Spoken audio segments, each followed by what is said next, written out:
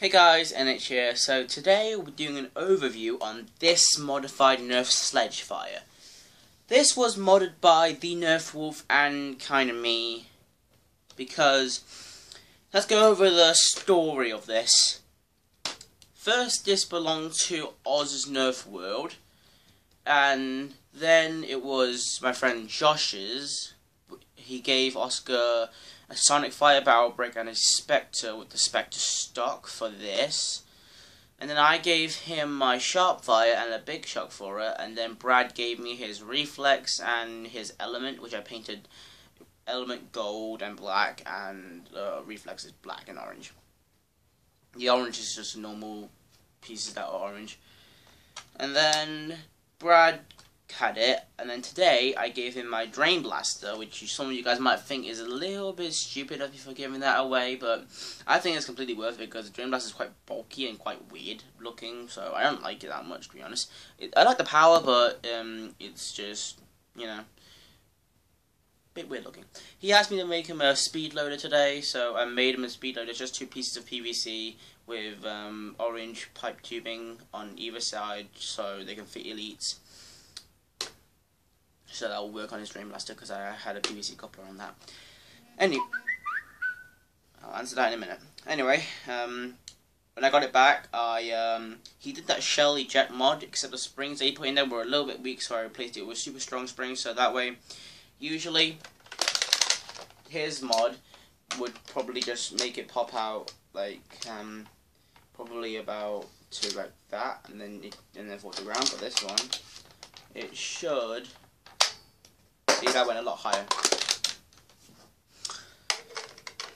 And when I was Oscar's, I helped him make the stock removal by hacking off that bar, but Brad just wanted the stock permanently on, so he ran a screw through either side to hold it in.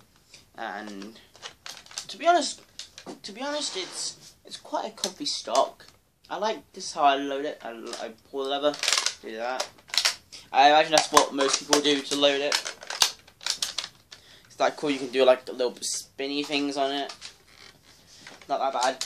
It's got a top tactical rail here where you can put optics. This is my gold modulus sight. Works really well. Actually, I should refer it with a scope, even though even though it's a shotgun. So I'm pretty sure all of you already know this, but just gonna go over how you load it. So you load all the shells. Obviously. Hit the lever. This orange one here. Hit it. Pull it down. Push it until it clicks. Slam it forward and shoot. Some mods that I forgot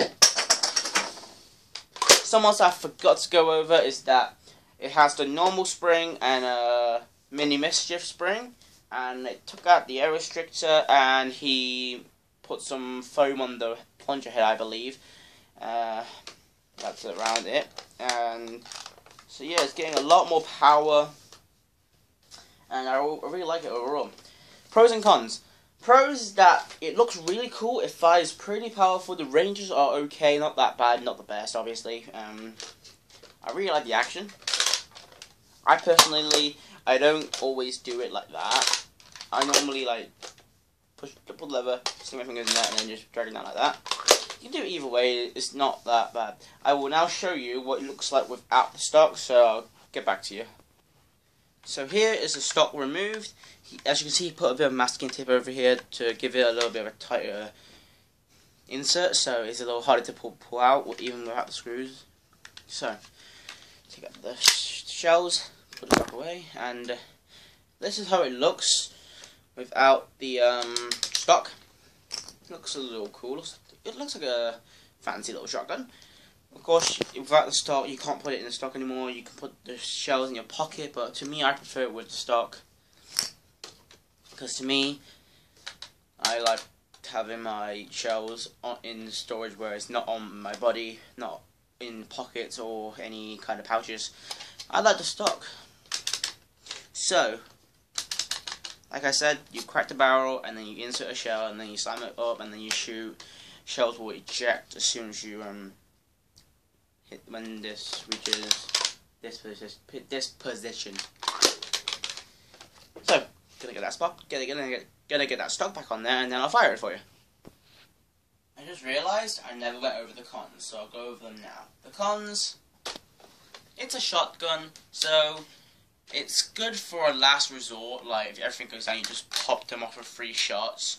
But it's not really practical for war because you gotta keep doing this. Crack the barrel, push out, crack the barrel, crack the barrel, crack the barrel, get a shell, crack the barrel, get a shell, crack the barrel, get a shell, crack the barrel, get a shell 3 times. And yeah, all this nonsense is not really practical for war. It is maybe just like for one last ditch. So yeah. Now onto the firing test. So this video is going on way too long. I'll put it kind of so you can see me load it.